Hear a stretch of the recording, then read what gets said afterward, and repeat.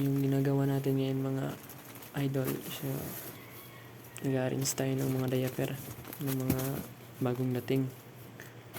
8Q pants po yung inayos natin.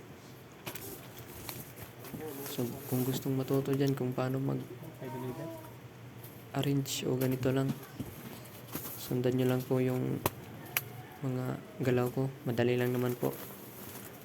So dapat po nakalagay po yung sa unahan yung pangalan ng diaper para maganda po tignan sa mga customer, para madali po itong maibinta. So mahirap po kasi maglagay pag nakatalikod yung pangalan.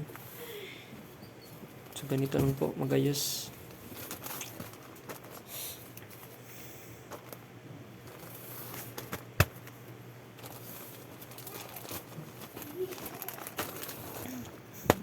Madali lang naman po. Kahit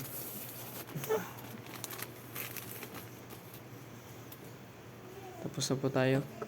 Maraming salamat.